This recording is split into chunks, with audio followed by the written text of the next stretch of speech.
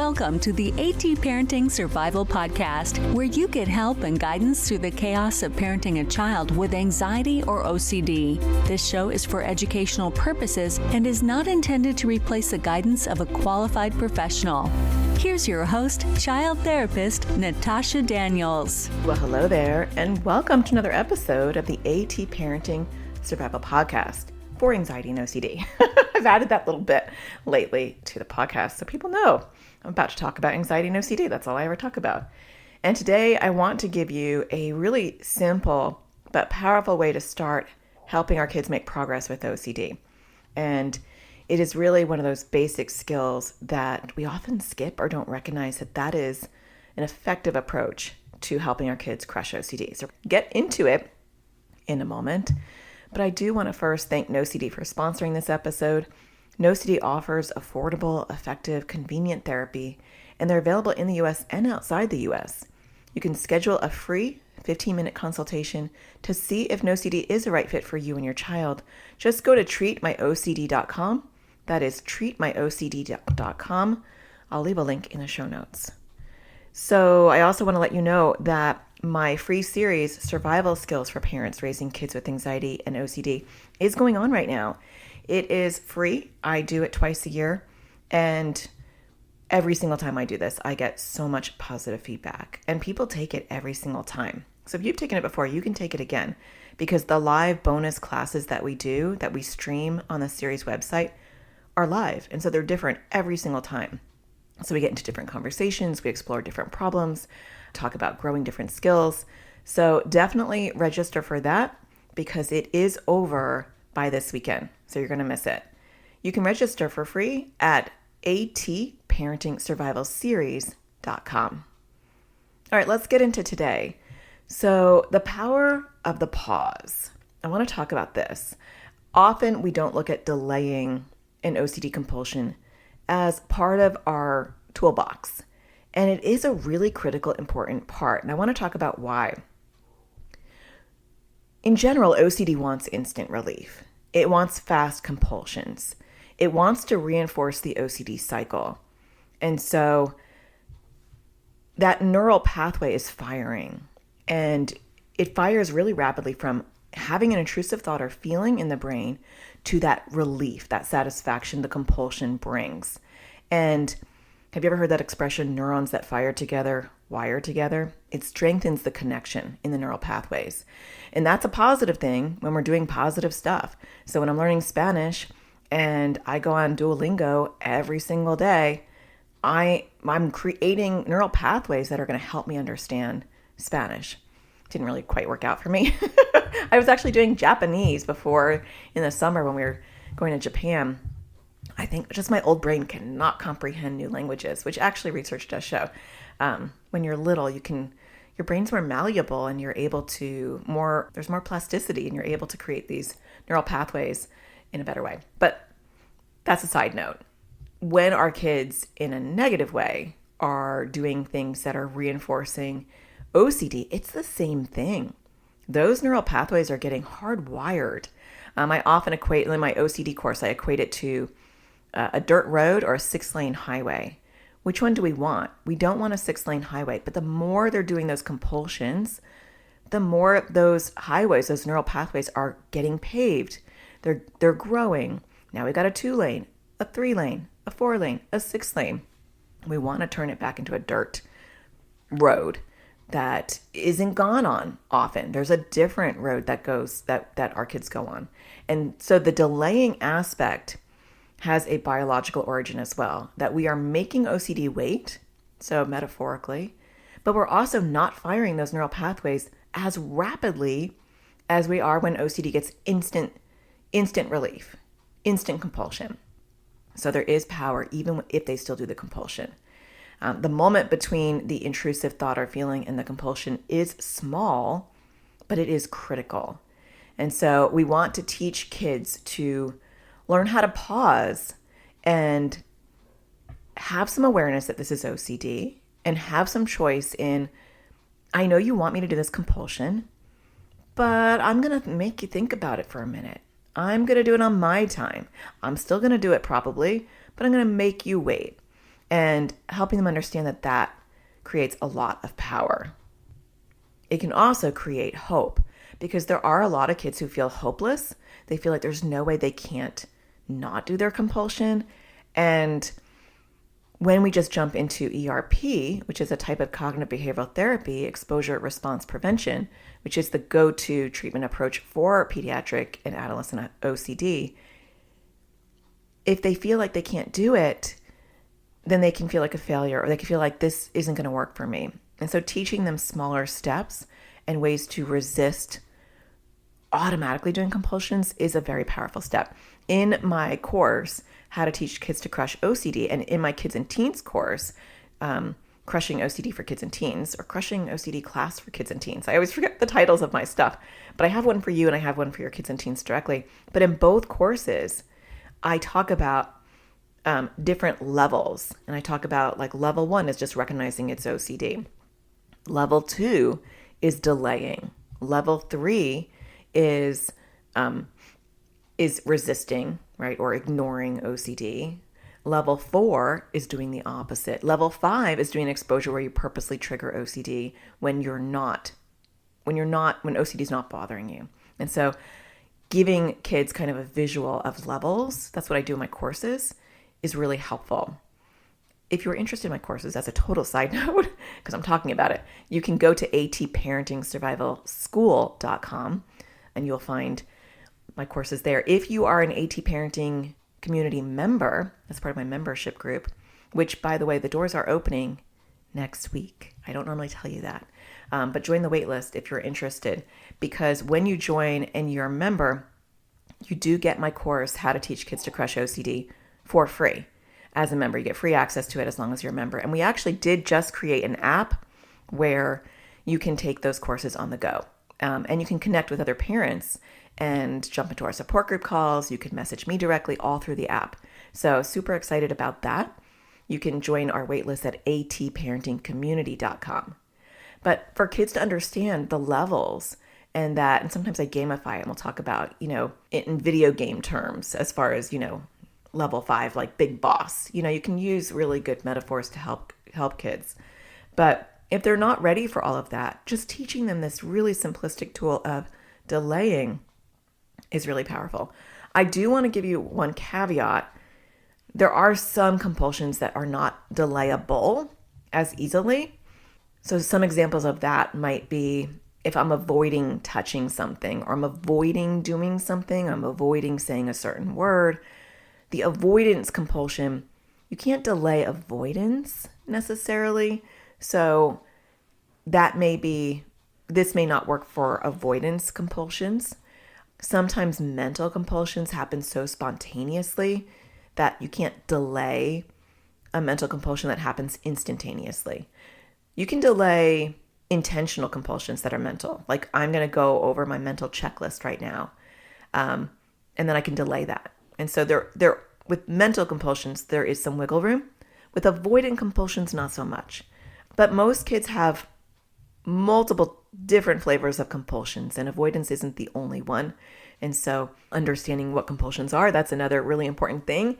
That's why I tell parents to really educate themselves and take a course or read a book and really understand OCD before you start jumping into coaching your child and giving them skills. Because if you don't know what you're talking about, or you're taking one little tidbit and now you're trying it with your child, you're missing a big piece of the puzzle. What I'm going to talk about today is super simplistic. And so you probably can hit the pavement running with this approach that I'm going to talk about today, regardless of whether you have a good foundational understanding of OCD. But it is really important to get that foundational support. And that is why I do all the work that I do in my courses and in my community, because parents are up to speed within, a few weeks and fully understand OCD and all the things they're missing. So let's talk about what delay actually looks like. When we're talking about delay, it can kind of seem obvious, but we want to explain to our kids, it doesn't mean that they don't do the compulsion. It just means that they are going to wait. So maybe they're going to wait 5 seconds, and then maybe 10, and then maybe a minute. They're going to grow it. Maybe they can wait 15 minutes. Every child's ability to delay will look different. And so that is a conversation that you're going to want to have with your child. And we're going to get to that after the break as far as how do you introduce this concept to your child and how do you talk about it. The important thing is that you really want to emphasize these small wins, and you want to help your child understand that you're trying to build their tolerance for discomfort, because that's at the heart of every single OCD theme, regardless of what it is the inability to tolerate discomfort. That might be anxiety provoking or an anxious thought, or it might just be the discomfort. If they have just right OCD or disgust based OCD themes, it's not always a fear, but it's that intolerance, either to not have certainty, to feel uncomfortable, to feel fearful. It's different for each kid, but that inability to tolerate it, that's the problem. And so we're building up muscle. This is how I explain it to kids too, besides the 6-lane highway, which I think is a really good metaphor. But I also talk about, it's like going to the gym. It's like going to the OCD gym and lifting some weights. And when you make OCD weight, you're building your muscle and you're learning, I can handle that. I can handle that for a little bit of period of time. And the more I practice, the more I'll be able to handle it. I also equate it to like jumping into a cold pool. Like jumping into a cold pool feels horrible, but your body eventually gets used to it. And then you're like, now it's hard to get out of the pool because it feels actually kind of nice and warm. And so you dip your foot in, and then your toes eventually get used to the water. Then you could put your leg in. And pausing and delaying compulsions is very similar. And so the use of analogies is very helpful with kids so they can understand, why do you want me to delay this? Because for some kids, depending on their age or how enmeshed they are with their OCD, they don't get why you don't want them to have relief. And so again, that kind of goes back to you understanding the whole foundational piece of OCD and why that's important, because you're going to have to teach your kids this. And even if you have a therapist that's meeting with your child once or twice a week, and they're an OCD specialist, where you've hit the lottery of getting into someone who really understands pediatric OCD, you're still with your child a huge amount of time in between those sessions where you're the one coaching them. You're the one helping them understand these things. If they don't understand why, they're not going to have buy-in. And so that is really, really critical. So I do also recommend incentivizing this and gamifying it, because otherwise our kids are not going to necessarily want to do this. And sometimes we have to do some external rewarding before it becomes intrinsic. It does eventually become intrinsic because nobody wants to struggle with OCD. And a lot of times their foot is on the brake and they're stonewalling you because it's too scary, it feels too overwhelming, and it feels impossible. And so when you gamify it and you offer incentives, you offer bravery points, that does move the dial sometimes for them to move towards that cliff and say, okay, I'm not going to fall off. This is an okay thing. I do have a whole podcast on how to create effective incentives, because I do feel like sometimes people mess that up. I will link that. I am also talking about all of this actually in my free series. We talk about how to create an incentive plan in the second video. There's 3 videos in total. And I talk about the do's and don'ts of incentive plans and the things that people commonly do that actually sabotage incentive plans. So you can, you can register for that at atparentingsurvivalseries.com, but I'll also link that podcast episode in the show notes. So the way you can offer incentives is you can offer bravery points. And so you can say, if you can delay it for X, Y, and Z amount of time, you can earn this amount of bravery points. Or if you just try to delay it, it doesn't even have to be a certain specific time, you can earn bravery points. You do want, and I talk about this in the incentive podcast, and I think I talk about it in the series as well, but your child doesn't determine when they earn points, you do. So that's one pitfall that parents get stuck in a trap with, that the child starts to dictate, I did this, or I delayed it for 2 minutes, now I need this many points. You set the parameters ahead of time and you set up a challenge ahead of time, so you have control over the points. Gamifying it can be a really fun way to do it too. In my course, I have gamify it worksheets where you can do best score of the week. And so trying to always beat their best score. You could have a whiteboard in your house that's highlighting the best score, and then they're trying to beat that best score. So maybe I was able to delay it for 5 minutes, and now I'm trying to move into 8 minutes or 9 minutes. And so gamifying it. And then if they can reach a certain amount, they can earn a prize. If it's a mental compulsion, it will be on the honor system because they'll be like, I delayed it for 10 minutes and you won't know. And sometimes that's okay. It's just giving them some hope and making it fun, whether they're truly doing that or not. But a lot of times they're physical compulsions or they involve you and you will definitely see it. Okay. After the break, we're going to talk about how do you introduce this to your child and what to expect and how to maintain long-term progress. Stay tuned. We'll be right back. It's time we put help directly in our kids' hands. Introducing Crushing OCD course for kids and teens. It was way more helpful than all the other therapy we've ever done because we didn't really know what to do. So we weren't really doing it before. So the course helped to figure out what the exposures are and how to do them. We're not in therapy and find it really hard to find an ERP trained therapist here. So we're currently with like the public health service, but again, they don't seem to be trained in ERP. It's filled that gap that we don't have that was desperately needed. This was really well timed for us to use between therapists and to help us get off to a good start with this new practice. It was easy to use. I was able to do it from my phone or also on the computer. There's different ages, so there were younger kids, there were teenagers, and so that was really nice too, to have a variety of ages where it wasn't just geared towards younger kids or older kids. It was a nice variety.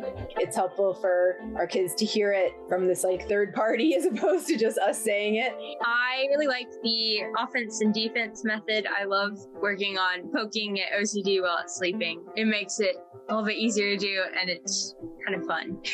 I'm planning on using it to work on my fear of holding or touching batteries and stuff like that. So it was really helpful, and I think a lot of other kids would like it. I thought that I was the only one who had worrying about the weather and stuff. And then there was somebody else on there who worried about the same thing, which was really helpful. Seems less scary to work on stuff now that I've watched this class, and I'm more interested to work on it. I like trying to do more exposures still, and before I wasn't, I just didn't want to do them. I've worked on some of my bigger compulsions and been successful. I realized that it was helpful to do the exposures. Before it was really, really hard. It's still hard, but it's helpful to know that I need to do them. Before there would be a lot of battles about it, so it is definitely less loggerheads. Really, really good course and super helpful. Definitely would recommend this. It's really easy to follow. It's nice bite-sized videos. I really like the worksheets that go along with it, and I think it's really helpful. To learn more about this course and register your child or teen, go to atparentingsurvivalschool.com. Welcome back. All right, so let's talk about how to introduce the pause concept to your child.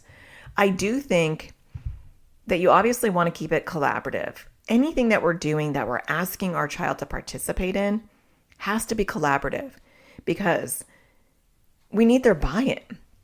You can systematically pull back your enabling of OCD and what you do to participate in growing the OCD compulsions, but you cannot control your child, especially if it doesn't involve you. And so if the compulsion involves you, as far as repetitively asking for reassurance or confessing and needing your response, yeah, you could not respond and you could do your part. But when we're talking about pause and the pause skill, that is them. We're asking them to pause. We're asking them to delay doing what they want to do. So they would delay asking you that question, or they would delay confessing that thought or behavior to you. They would delay washing, or they would delay even evening things out, or they would delay checking the labels on food. Whatever it is that they're doing, they would delay it. And so the collaborative approach is one, like we talked about before the break, education.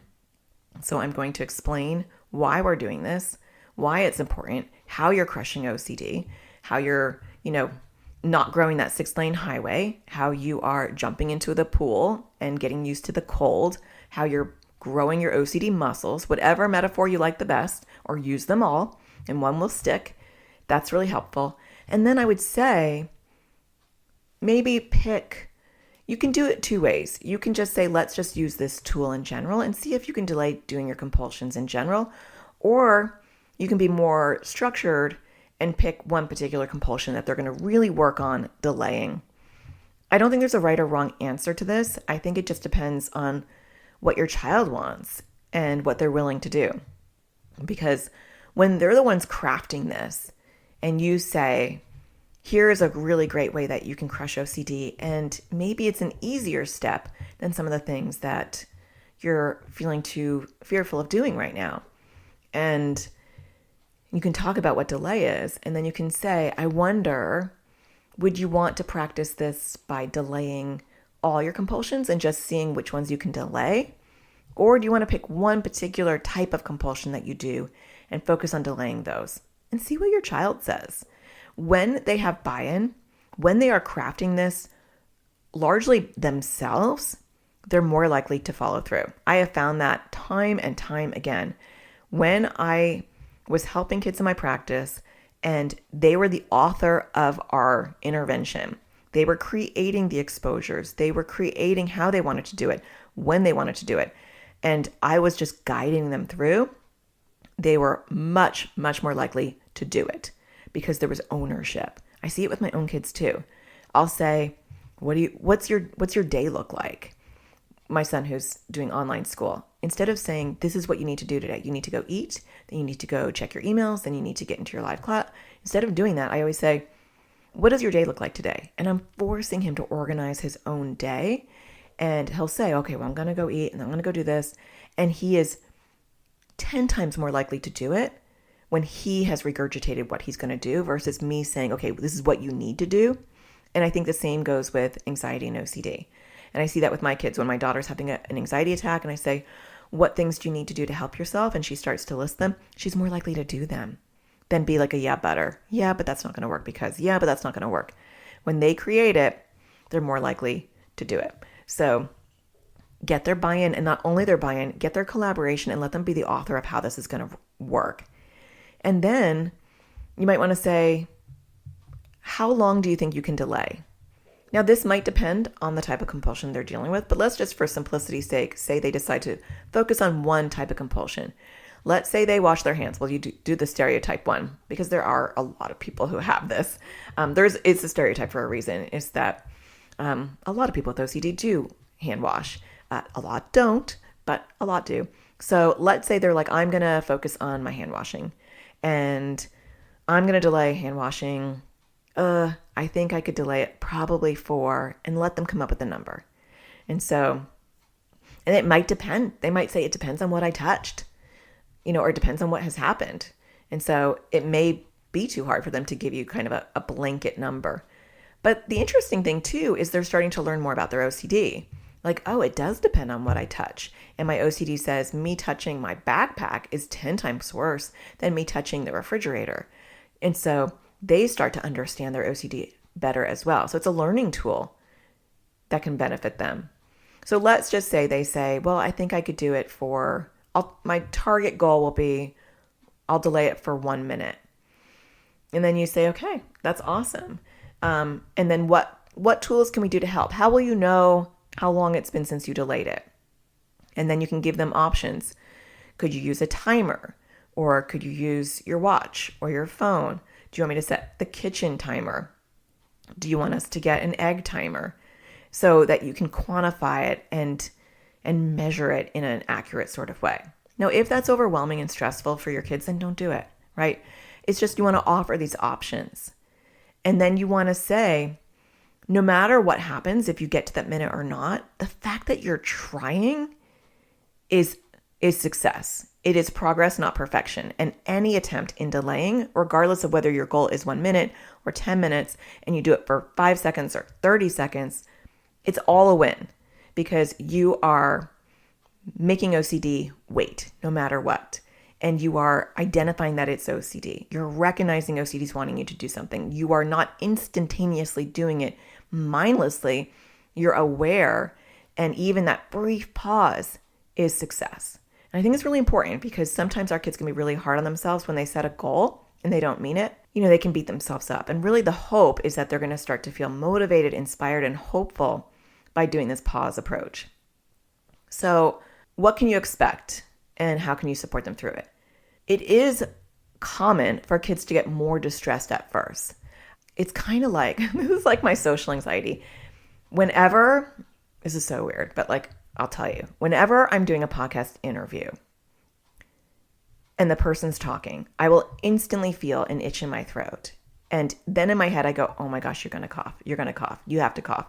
And my eyes start to water. And then I'm like, oh, they notice that my eyes are watering. They notice I'm distracted. It's all in my head. And as soon as I'm not recording a podcast, I have no itch in my throat. I don't need to cough. But I almost always need to cough. I also always need to cough in a quiet movie theater, when someone's like doing a talk at a conference. It's a social anxiety thing. And it's crazy how the mind and body can work together. Like that I do have an itch in my throat. Like it's been manifested by my brain, which is insane to me. But my point is, when I think I can't cough is when I feel like I have to cough. And so when your kids feel like they can't do their compulsion, they're going to feel more urges to have to do compulsions more frequently. That's part of this process.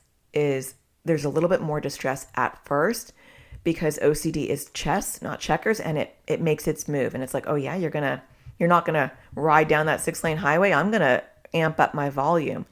That's normal. Let your child know that's normal, and let you know that that's normal. Because sometimes that's the time where people are like, nope, it's making OCD worse. Well, yeah, it's like you tried to move a bee's nest, and in the process of moving it, you angered all the bees. And they're out there and you're swatting at them and they're getting angrier, for sure. But eventually you're going to move that beehive and you're going to get it out of harm's way and you're going to get rid of it. That's the ultimate goal. So validate that this is hard and say, like, this is tough. And I'm so proud that you're trying it anyway. And offer the praise for their effort, not for their outcome. There is no failure in this. Any delaying is successful. And that communication is really, really important. So how do you keep this up for long-term success? The goal isn't just delay. It is teaching them that the brain wants that compulsion, but it's not needed. And so when they don't give in to what OCD is demanding and they sit with that discomfort, if they're able to hold on and delay it long enough, it does move into the ability to ignore it. And that is the long-term goal, is not only to sit with the discomfort and then give in, but the long-term goal obviously is I don't have to scratch that itch at all. Because when I delay it and eventually ignore it, it does quiet down on its own.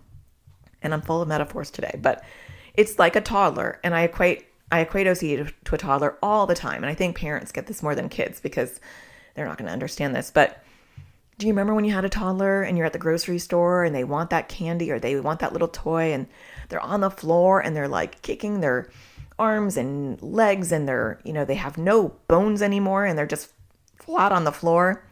And we have to be consistent and we say no, no, no. And eventually as they get older, they learn how to handle no and they accept no and they move on. And it's really rough in the beginning, but it gets easier as your kids get older, ideally, because you're consistent. My kids know that when I really say no, I'm not going to change my mind. I haven't been doing a good job with that lately, though, with my 15-year-old, to be honest, because I've just been exhausted. And I noticed that things have gotten worse because I haven't been consistent with my no.